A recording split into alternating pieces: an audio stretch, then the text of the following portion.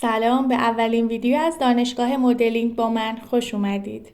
امروز قراره با هم آموزش الگوسازی این لباس دو تیکه جذاب رو داشته باشیم که میتونه کاربردهای زیادی براتون داشته باشه. پس بریم که شروع کنیم.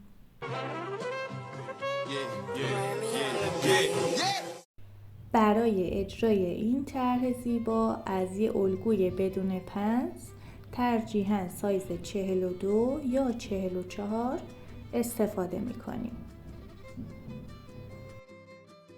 پهلوهام رو از حالت فرمدار خارج کردم و به صورت یک خط صاف رسم کردم. گوشه های گردن هم به اندازه 3 تا 5 سانتی متر هم برای الگوی پشت و هم برای الگوی جلو آزاد می کنم.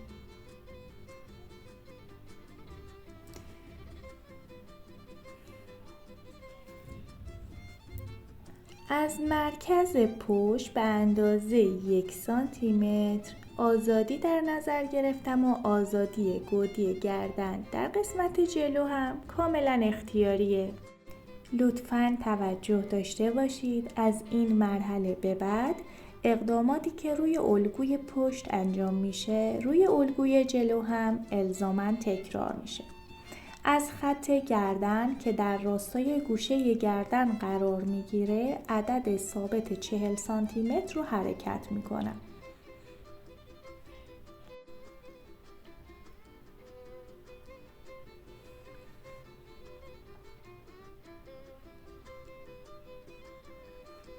این نقطه رو نامگذاری میکنم نقطه آ و نقطه انتهایی رو نامگذاری میکنم نقطه ب. از نقطه ب خطی به طول 20 سانتی متر به صورت گونیا شده رسم میکنم. انتهای اون رو نامگذاری میکنم نقطه C. حالا از نقطه C به انتهای سرشونه با یه هلال کاملا نرم وصل میکنم.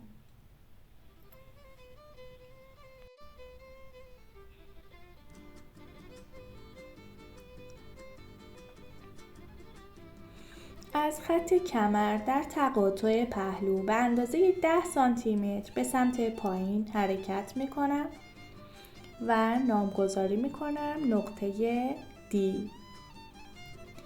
که از این نقطه به صورت یک خط گونیا شده به سمت خارج الگو ادامه میدم.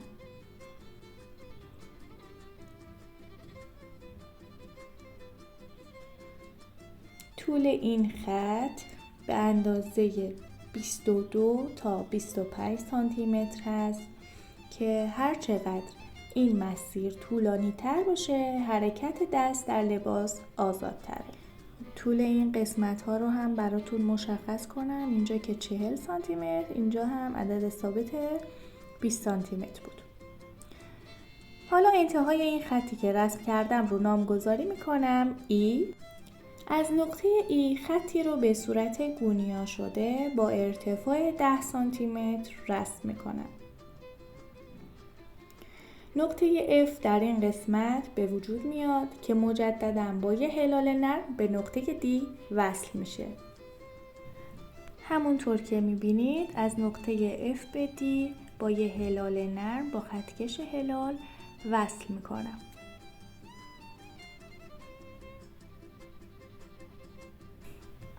حالا از نقطه D به خط CB با همون هلال نرم وصل میکنم که این کار باعث میشه وسط پشت من طول بلندتری داشته باشه. تو این مرحله از کار نقطه C و F رو به هم وصل میکنیم. دقت کنید در مسیر اتصال حتما به اندازه 2 تا 3 سانتی متر ابتدای نقطه C حالت گونیا شده رو توی این قسمت داشته باشه و بعد اون رو نرم نرم یا با خطکش هلال و یا با خطکش به صورت صاف وصل میکنیم به نقطه F.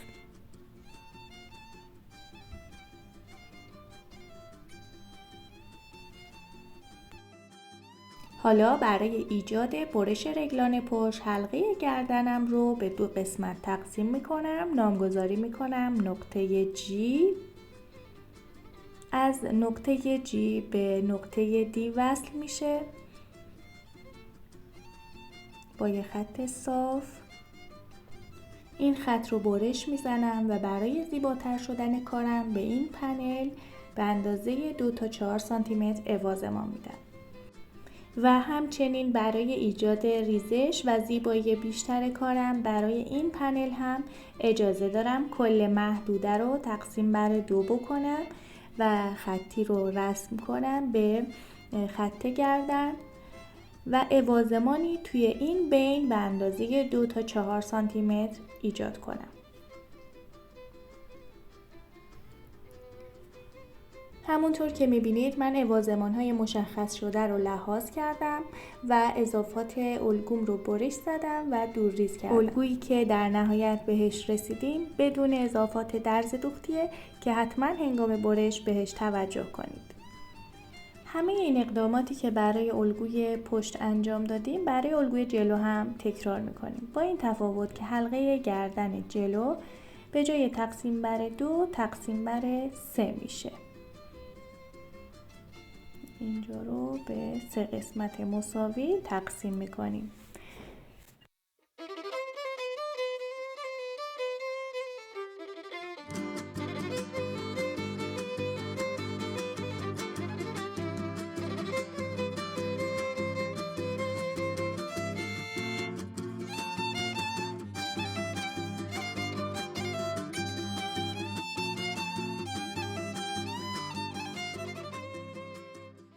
همچنین اگر مایل هستید در قسمت جلو بلوز شما نسبت به پشت کوتاه‌تر باشه، نقطه دی رو به صورت یک خط عمود به CF وصل می‌کنیم. توی این مرحله از کار نقطه 1/3 نزدیک به بیخ گردن رو به نقطه دی با یک خط صاف برای ایجاد وازمان 2 تا 4 سانتی متری وصل می‌کنم. و برای ایجاد وازمان دوم در قسمت جلو میتونید این خط رو طوری تنظیم کنید که خط وازمان درست از نوک سینه فرضی عبور کنه. خطوط اوازمانم رو برش میزنم و برای هر کدوم اوازمانی به اندازه 2 تا 4 سانتی متر لحاظ میکنم.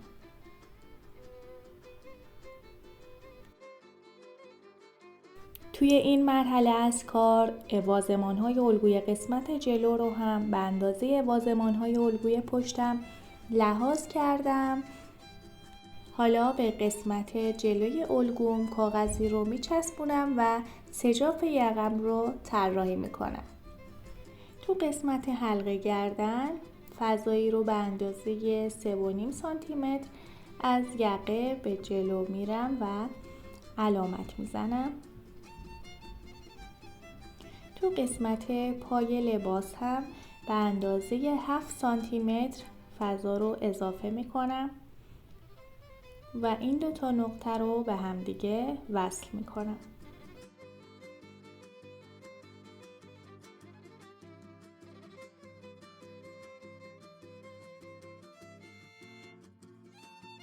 با تا زدن این فضا مسیر رو باید آرایش کنم.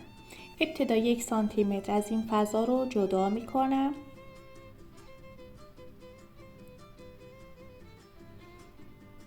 و کاغذ رو یک بار از مسیر 1 سانتی متر تا می زنم به داخل الگو و یک بار هم از مسیر خط CF دوباره به داخل الگو تا می زنم. قسمت هایی که تا خورده رو به این ترتیب به روی کار برمیگردونم. در نهایت حلقه گردن و لبه پایین کارم رو آرایش میکنم.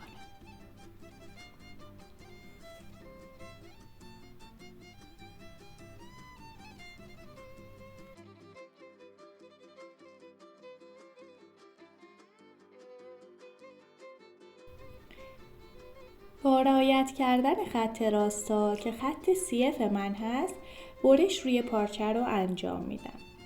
خط CF خط راستا هستش. این مسیر سجاف یقه که برمیگرده روی بدنه اصلی.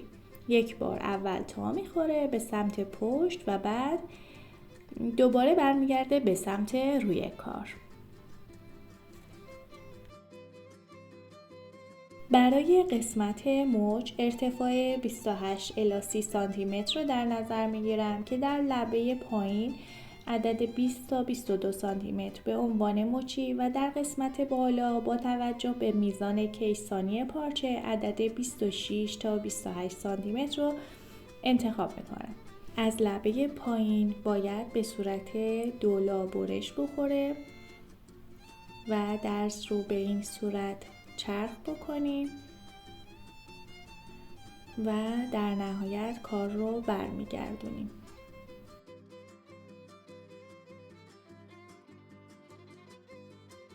از اونجایی که محل نصب مچ این قسمت هست و مجموع مچ قسمت جلو و پشت از این قسمت یعنی از 26 تا 28 سانتی متر من قطعاً بیشتر هست، باید مچی درست شبیه به کشباف با کشش کامل دوخته بشه. در صورت تمایل میتونید فضای مچ رو از پارچه کشباف هم استفاده کنید. پاکدوزی حلقه گردن به جای در نظر گرفتن سجاف ترجیحاً از نوار اریبی که از جنس پارچه اصلی هستش انجام میشه و برای دوخت و پاکدوزی درس‌ها در صورتی که چرخه میان دوز در اختیار ندارید و از چرخه راست دوز ساده استفاده میکنید، نخ ماسورتون حتما ترویرا باشه و احتیاجی به پاکدوزی ندارید، فقط درس‌ها به صورت باز اتو کشی میشن. ممنون که تا پایان ویدیو همراه من بودید. به خودم اجازه میدم که ازتون درخواست کنم مثل یک دوست از من و از چنلم با سابسکرایب کردنتون و معرفی من و چنلم به دوستاتون حمایت کنید و برای ضبط و ارائه ویدیوهای بیشتر لایک و کامنت فراموشتون نشه.